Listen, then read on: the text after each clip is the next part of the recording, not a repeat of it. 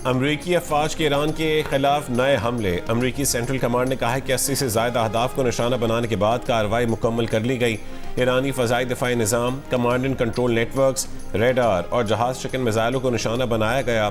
आबना Hormuz और उसके करीब पासदारान की 60 से ज़ायद छोटी कश्तियों को निशाना बनाया। हमले आबना हुर्मुज़ से गुजरने वाले 3 तिजारती जहाज़ों पर ईरानी हमलों के रद्दअमल में किए गए। ईरान की जानिब से की गई जाहिरियत गैर ज़रूरी, ख़तरनाक और जंगबंदी की खिलाफ वर्जी थी। ईरानी मीडिया के मुताबिक जनूबी साहिली शहर सिरक में धमाके सुने गए, 6 मिसाइल गिरे। बंदरगाह पर तिजारती और माहीगीरी के मकामात निशाना बने, कई अफराद जख्मी हुए। जजीरा खार्क, कशम और बंदर अब्बास में भी धमाके सुने गए। बंदर अब्बास के करीब माहीगीरों की कई कश्तियाँ जल गईं। जुलूस जनाजा में शिरकत के लिए इराक आने वाले ईरान के सदर मसूद पज़ेश्कियान हमलों के बाद वापस वतन रवाना हो गए।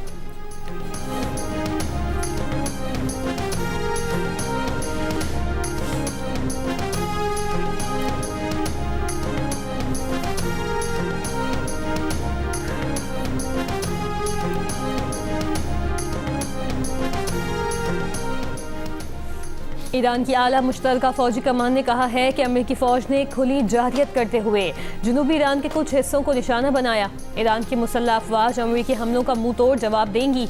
एक बार फिर कहा कि आबना हुर्मुज़ के इंतजाम में अमेरिकी मुदाखलत की इजाज़त नहीं दी जाएगी। आबना हुर्मुज़ में तिजारती जहाज़ों और आयनी ऑयल टैंकरों के लिए वाहिद महफूज रास्ता वो है जो ईरान ने मुकर्रर किया है। बहरीन में सायरन की आवाज़ें सुनी गई। गुंडागर्दी और भत्ताखोरी का दौर खत्म हो चुका। ईरान झुकता नहीं। ईरान के चीफ मुज़ाकरातकार मोहम्मद बाकिर कालिबाफ का अमरीकी हमलों पर रद्दअमल। अमरीका पर मफाहमती यादाश्त की संगीन खिलाफ वर्जियों का इल्ज़ाम। ईरानी पार्लियामेंट के स्पीकर ने कहा है कि ईरान पर अमरीकी हमले, ईरानी तेल की बरामद पर दोबारा पाबंदियाँ, मजीद हमलों की धमकियाँ। आबना हुर्मुज़ में ईरान की इक़दामात की खिलाफ वर्जियाँ और लेबनान के खिलाफ इसराइल के मुसलसल हमले मफाहमती यादाश्त की खिलाफ वर्जी हैं। शारजा से कराची आने वाला निजी कार्गो तैयारा कराची के करीब समंदर पर परवास के दौरान लापता हो गया। पाकिस्तान एयरपोर्ट अथॉरिटी ने तस्दीक कर दी। तर्जुमान के मुताबिक निजी कार्गो तैयारे में अमले के 5 अफराद सवार थे। निजी कार्गो तैयारे से दौरान परवास राबता मुनक़ता हुआ। कार्गो तैयारे ने परवास के दौरान नेविगेशन सिस्टम में खराबी की इत्तला दी थी। ACC ने तैयारे को फौरी रहनुमाई फराहम की। तैयारा अचानक तेज़ी से नीचे आया और समत भी तब्दील कर ली। कराची से तकरीबन 155 नॉटिकल मील मगरिब में तैयारा रेडार से गायब हो गया। तैयारे से रेडार और मवासलाती राबता बैक वक्त मुनक़ता हो गया। वाक़े के बाद रेस्क्यू कोऑर्डिनेशन सेंटर फौरी तौर पर फ़ाल कर दिया गया। लापता कार्गो तैयारे की तलाश के लिए समंदर में सर्च एंड रेस्क्यू ऑपरेशन शुरू कर दिया गया। एयर ट्रैफिक कंट्रोल का कहना है कि पायलट ने आखिरी पैगाम में मीडे की कॉल नहीं दी थी। मुमकिन तौर पर हंगामी सूरत हाल में पायलट को मीडे कॉल का मौका नहीं मिला।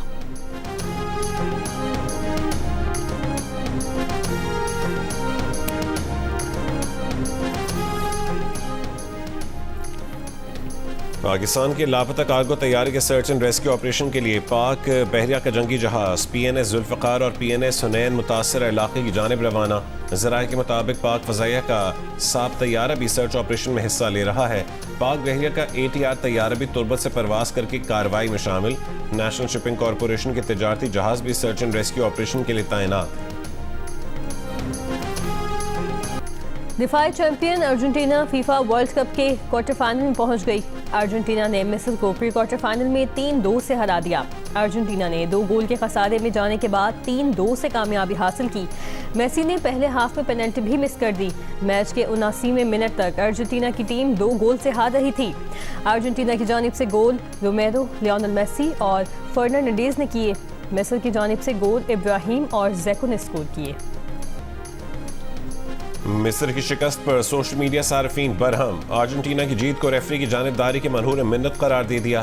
फ्रांसीसी रेफरी फ्रैंकोइस पर कड़ी तनकीद करते हुए कहा कि उन्होंने 2 ऐसे फैसले किए जिससे मैच बदल गया। मिस्र के खिलाफ कार्ड्स की भरमार कर दी गई।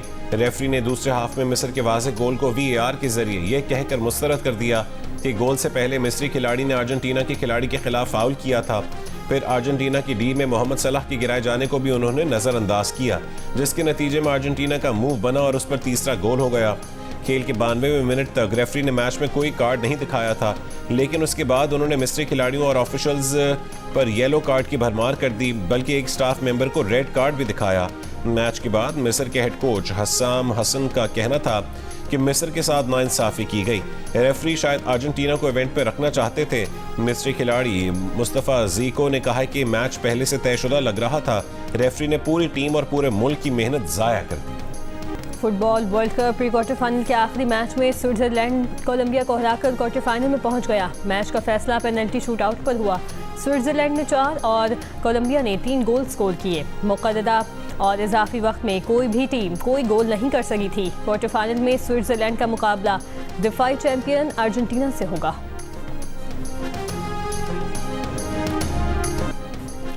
फुटबॉल वर्ल्ड कप के 23वें एडिशन की क्वार्टर फाइनल लाइनअप मुकम्मल हो गई। इवेंट का पहला क्वार्टर फाइनल जुमे की शब खेला जाएगा, जिसमें फ्रांस का मुकाबला मोरक्को से होगा। दूसरे क्वार्टर फाइनल में स्पेन और बेल्जियम मध्य मुकाबल होंगे। तीसरे क्वार्टर फाइनल में इंग्लैंड और नॉर्वे और आखिरी क्वार्टर फाइनल में स्विट्जरलैंड और दिफाई चैंपियन अर्जेंटीना मध्य मुकाबल आएंगे।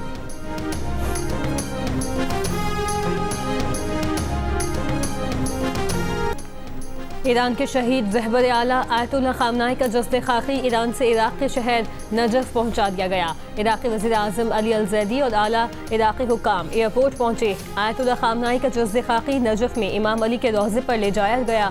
बाद में उन्हें करबला में इमाम हुसैन के रोज़े पर भी ले जाया जाएगा। इससे पहले ईरान के शहर कुम में आयतुल्लाह अली खामनाई के जनाजे का जुलूस इख्तिताम पजीर हुआ। ईरान के शहीद रहबर आला को कल मशहद में सुपुर्द खाक किया जाएगा।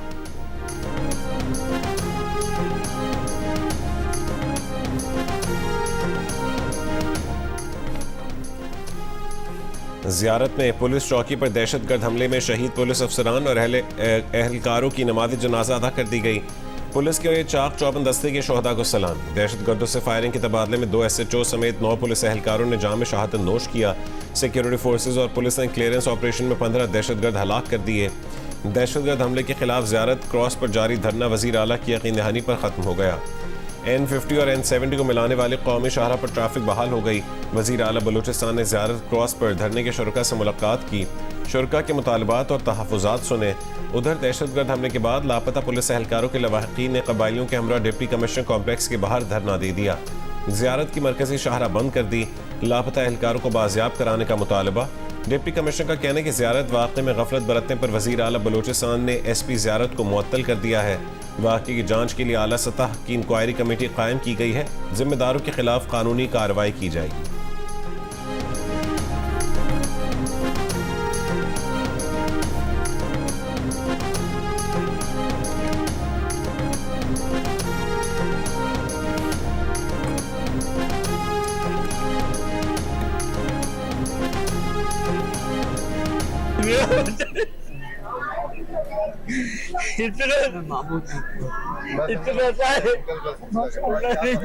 तीन दिनों में हम लोग की रात की नींदें हराम हो गई। ये कातिल को छोड़ना नहीं है। पूरी गली में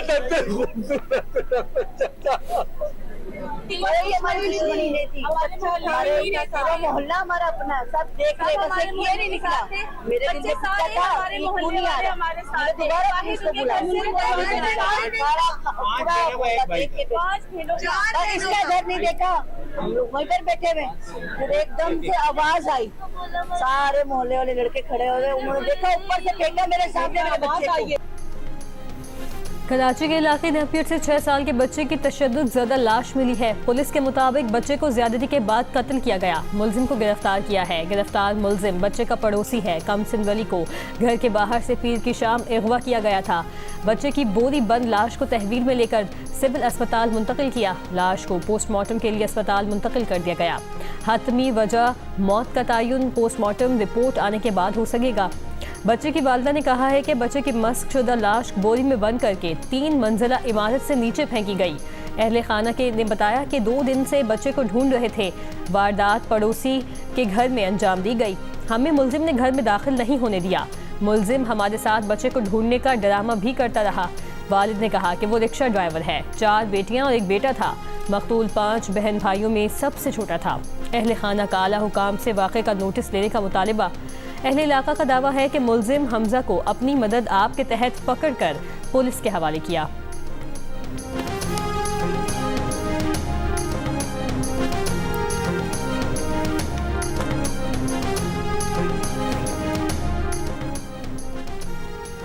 वफाकी वज़ीर ख़जाना मोहम्मद औरंगज़ेब का कहना है कि SOEs में 28 इदारों की निजकारी पर काम कर रहे हैं। 3 डिस्कोस की निजकारी हो रही है। कराची में तकरीब से खिताब करते हुए उनका कहना था कि बजट में तनख्वाहदार तबके के लिए जो कर सकते थे किया, कम्युनिटी और सनतों को रिलीफ दिया, सुपर टैक्स कम किया, करप्शन के खात्मे और टैक्स निज़ाम सहल बनाने पर तवज्जो है। ज़र मुबादला ज़खायर तकरीबन $18.5 अरब हैं। पेंडा बॉन्ड का इजरा कर दिया गया। दरमियानी मुद्दत की टैक्स पॉलिसी स्टेक होल्डर्स की मुशावरत से मुरतब करेंगे। इंडस्ट्रियल पॉलिसी जल्द मुतारिफ करवाई जाएगी। वज़ीर ख़जाना ने बताया कि मुल्क से 19 गैर मुल्की कंपनियां गईं तो 79 कंपनियां आई भी हैं। 22 गैर मुल्की कंपनियों से सरमायाकारी आई है। ग्रोथ आहिस्ता आहिस्ता बेहतर हो रही है। इस्तेहकाम नज़र आ रहा है।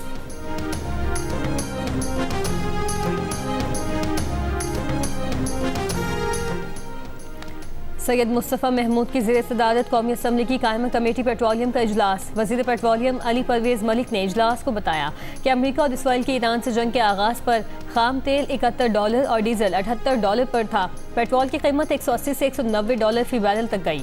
उस वक्त आलमी मार्केट में खाम तेल की कीमतें जंग से पहले से भी कम पर आ गई हैं।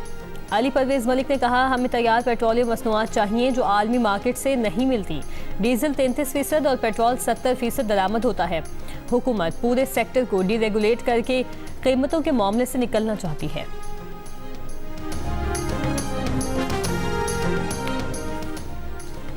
अमरीका ने ईरान के तेल बेचने पर फिर पाबंदी लगा दी। ईरान की अमरीकी इक़दाम की मज़म्मत। ईरान की वज़ारत ख़ारजा ने कहा है कि अपने मफादात और कौमी सलामती के तहफ़्फ़ुज़ के लिए ईरान अमरीकी इक़दाम का मुनासिब जवाब देगा। अमरीका ने मफ़ाहमती आदाश्त की खिलाफ वर्जी की है और इस सूरत हाल का जिम्मेदार अमरीका है। अमरीका ईरान मफ़ाहमती आदाश्त के बाद अमरीका ने 21 अगस्त तक ईरान को तेल बेचने की इजाज़त दी थी। ताहम अब अमरीकी महकमा ख़जाना ने इस मुद्दत को कम करके 17 जुलाई तक महदूद कर दिया। अमरीका का दावा है कि नई पाबंदियाँ अब हुर्मुज़ में हमले के सबब लगाई गई।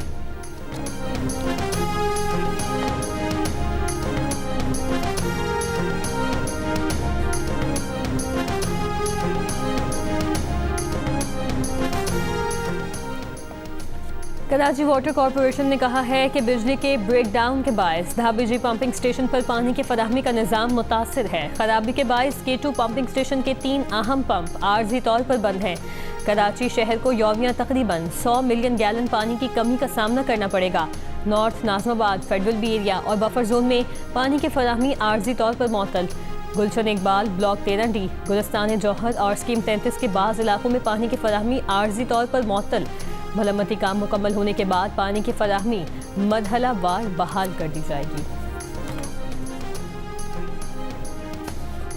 वफाकी काबीना ने हज पॉलिसी और प्लान बराए 2027-30 की मंजूरी दे दी। काबीना को ब्रीफिंग में बताया गया कि इस हज पॉलिसी के तहत हज के ख्वाहिशमंद अफराद 2030 तक किसी भी साल के लिए हज की रजिस्ट्रेशन करवा सकेंगे। इस पॉलिसी के तहत तरजीही वेटिंग लिस्ट मुरतब की जाएगी। शरई असूलों के मुताबिक सेविंग स्कीम भी मुतारिफ करवाई जा रही है। हज के ख्वाह लोग मुस्तकबिल में हज के लिए सेविंग स्कीम से मुस्तफीद हो सकेंगे। हज के तमाम तर निज़ाम को डिजिटल किया जा रहा है। वफाकी काबीना का कहना था कि मुआवनीन हज की तकर्री एक शफाफ निज़ाम और खालिसतन मेरिट पर की जाए। प्राइवेट और सरकारी हज की थर्ड पार्टी वैलिडेशन यकीनी बनाई जाए। खैबर पख्तूनख्वा असम्बली के अरकान को तमाम टोल टैक्सों से इस्तिस्ना हासिल होगा। सूबाई असम्बली के अरकान और शरीक हयात के ताहयात सरकारी पासपोर्ट के लिए वफाक को सिफारिश। अरकान के लिए गैर ममनुआ बोर्ड के असलहा लाइसेंस की तादाद 8 की गई है। अरकान 3 रोज़ तक सर्किट हाउस, रेस्ट हाउस या किसी सरकारी रिहाइशगाह में मुफ्त क़याम कर सकेंगे।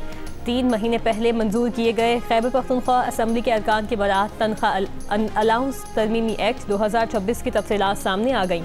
एक्ट के मुताबिक सूबाई महकमा दाखिला अरकान को ए और बी कैटेगरी की सिक्योरिटी देने का तयन करेगा। महीने में 3/4 इजलासों में गैर हाजिरी पर अरकान की तनख्वाह बंद की जाएगी। जुर्म की सूरत में सज़ा पाने वाले अरकान की तनख्वाह रोक दी जाएगी।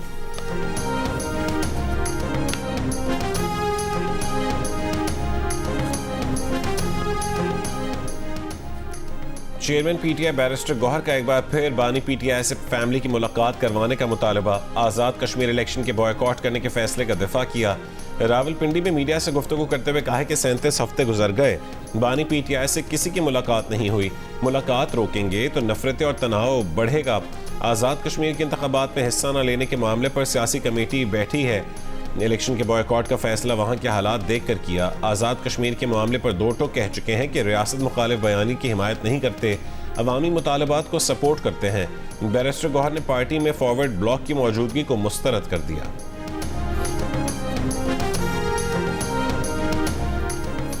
बुशरा बीबी से उनकी फैमिली की अडियाला जेल में मुलाकात। जेल जराये के मुताबिक बुशरा बीबी से भाभी मेहरुन्निसा मानिका बेटी मुबशिरा शेख से मुलाकात की। मुलाकात कॉन्फ्रेंस रूम में करवाई गई जो तकरीबन 40 मिनट जारी रही। मुलाकात में बुशरा बीबी की सेहत से मुतालिक उमूर पर बातचीत की गई। सेनेटर एमल वली के सरबराह JUIF मौलाना फजलुर रहमान से मुलाकात। मुल्क की मौजूदा सियासी सूरत हाल पर गुफ्तगू। खैबर पख्तूनख्वा और बलूचिस्तान में अमन अमान की बिगड़ती सूरत हाल पर गहरी तशवीश का इजहार। रजिस्ट्रार को दरखास्तें नाकाबिल समाअत करार देकर वापस करने का इख्तियार नहीं। वफाकी आईनी अदालत के फैसले में कहा गया है कि दरखास्त काबिल समाअत होने या न होने का तयन सिर्फ अदालत कर सकती है। रजिस्ट्रार ऑफिस सिर्फ इंतजामी नौयत के एतराज़ात ही आयद कर सकता है। जस्टिस हसन अजहर रिजवी का रजिस्ट्रार एतराज़ात के खिलाफ चैम्बर अपील पर 6 सफ़ात पर मुश्तमिल हुक्मनामा जारी। अदालत ने करार दिया कि रजिस्ट्रार ऑफिस दरखास्त सिर्फ रूल्स के खिलाफ दायर होने पर वापस कर सकता है। रजिस्ट्रार ऑफिस किसी सूरत अदालती इख्तियारात इस्तेमाल नहीं कर सकता। इंतजामी अफसर को अदालती इख्तियार देना आइन में दर्ज इख्तियारात की तकसीम के खिलाफ है। रजिस्ट्रार ऑफिस किसी आइनी दरखास्त को गैर संजीदा भी करार नहीं दे सकता। रजिस्ट्रार ऑफिस ने रज़िया असलम की आइनी दरखास्त 14 फरवरी को नाकाबिल समाअत होने का एतराज़ लगाकर वापस कर दी थी। दरखास्त गुजार ने रजिस्ट्रार ऑफिस एतराज़ात के खिलाफ चैम्बर अपील दायर की थी।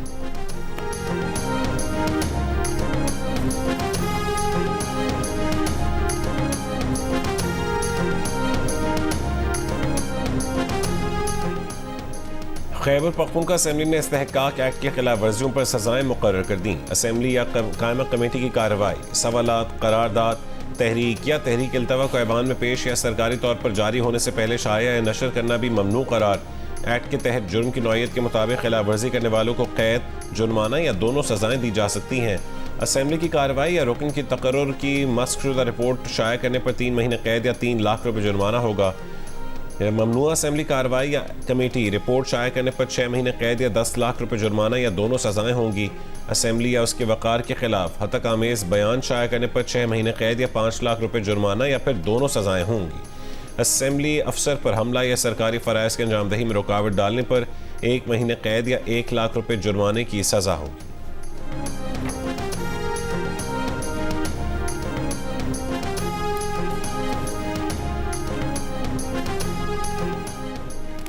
बलूचिस्तान में कुतुब की बदवक्त स्कूलों में तरसील न करने वाले अफसरान के खिलाफ इंक्वायरी का हुक्म।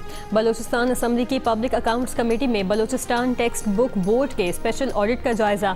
चेयरमैन PAC असगर तरीन ने कहा कि निसाब के शोबे में 180 से ज़ायद मुलाजमीन को भारी तनख्वाहें दी जा रही हैं।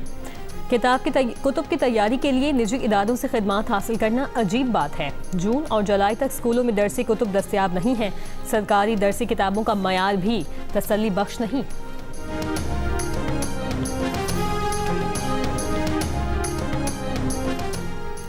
कोयटा में सरियाब के इलाके अकली जदीद मियाँ खान में धमाका, 2 बच्चे जाँ बहक, 1 जख्मी।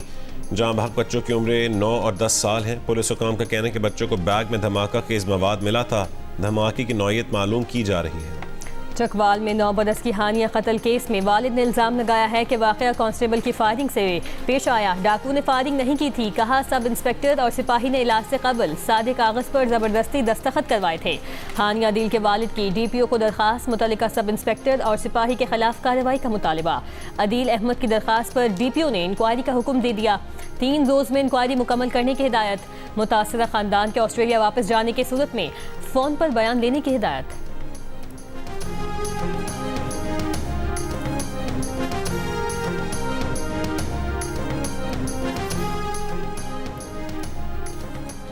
तहफ़ और माली सहूलियात जाहिर न करने पर अंकारा में अमरीकी सदर डोनाल्ड ट्रंप और तुर्क सदर रजब तैयब एर्दोगान की मुलाकात। अमरीकी सदर ने तुर्की को अहम इत्तेहादी करार दे दिया। तुर्की पर आयद पाबंदियाँ खत्म करने का ऐलान। F-35 तैयारे देने पर भी तकरीबन रजामंदी जाहिर कर दी। तुर्क सदर एर्दोगान ने कहा है कि गजा में अमन के लिए अमरीकी सदर से बात की है। नेटो इजलास को गजा में अमन के क़याम की कोशिशों के लिए इंतहाई अहम समझते हैं। ईरान और अमरीका के ताल्लुकात को मुस्तहकम बुनियादों पर उसवार करने के लिए तुर्की काम कर रहा है। अंकारा आलमी अमन के लिए भी कोशिशें जारी रखेगा। अमरीकी सदर ने कहा कि तुर्की ईरान को बहुत अच्छी तरह जानता है। तुर्की ने मशरिक़ वस्ता में कशीदगी में कमी के लिए बहुत अहम किरदार अदा किया।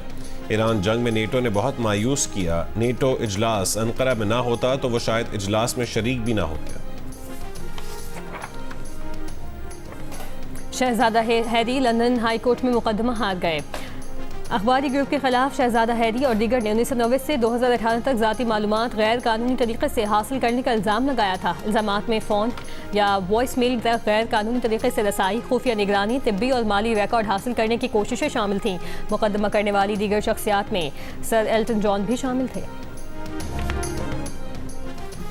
तहफ़ और माली सहूलियात जाहिर न करने के इल्ज़ामात का शिकार बरतानिया की रिफॉर्म यूके के लीडर नाइजल फराज का पार्लियामेंट की नशिस्त मुस्ताफ़ी होकर दोबारा इलेक्शन लड़ने का ऐलान।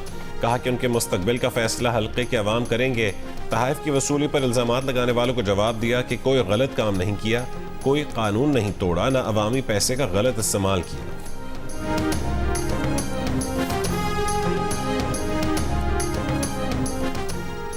भारतीय पुलिस के हाथों मावराए अदालत कत्ल की तफसीलात जारी करने वाले इंसानी हुकूक कारकुन जसवंत सिंह पर बनी फिल्म सतलुज भारतीय हुकूमत ने रिलीज के 48 घंटों में स्ट्रीमिंग प्लेटफॉर्म से हटवा दी। इंटरनेट पर फिल्म की रिलीज के लिए सेंसर बोर्ड के सर्टिफिकेट की जरूरत नहीं होती, इसलिए भारतीय हुकूमत ने सिक्योरिटी खदशात का कहकर फिल्म स्ट्रीमिंग प्लेटफॉर्म से हटवाई। भारतीय सेंसर बोर्ड ने शर्त रखी थी कि फिल्म रिलीज करनी है तो उसमें 127 कट लगाए जाएं। फिल्म का मरकजी किरदार दिलजीत दोसांझ ने अदा किया।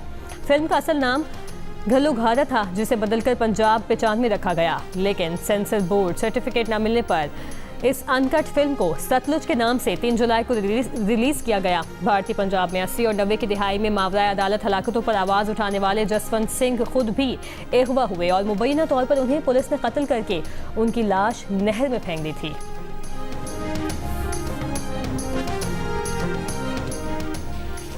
तीसरे T20 में इंग्लैंड के खिलाफ भारतीय टीम सिर्फ 76 रन पर ढेर हो गई।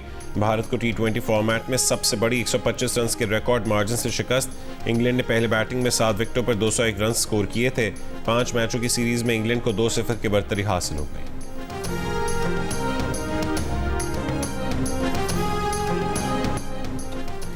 लाहौर कलंदर्स के ज़ेरे एहतमाम हर रंग में कलंदर्स के उन्वान से लाहौर में उमर जलाल की पेंटिंग्स की खुसूसी नुमाइश। उमर जलाल की तख्लीक करदा खूबसूरत पेंटिंग्स रखी गईं। न्यूरोलॉजिकल डिसऑर्डर के बावजूद उमर जलाल ने अपनी फ़नी सलाहियतों से हाज़रीन को मुतासिर किया। नुमाइश का मकसद खुसूसी सलाहियतों के हामिल अफराद की हौसला अफजाई और उनके टैलेंट को सामने लाना था। और मुल्तान की ज़री यूनिवर्सिटी में सज गए आमों का मेला। नई अक़साम के आमों समेत 150 से ज़ायद नमूने रखे गए। रंग, जायके और खुशबू से भरे फेस्टिवल में शहरियों ने भरपूर शिरकत की।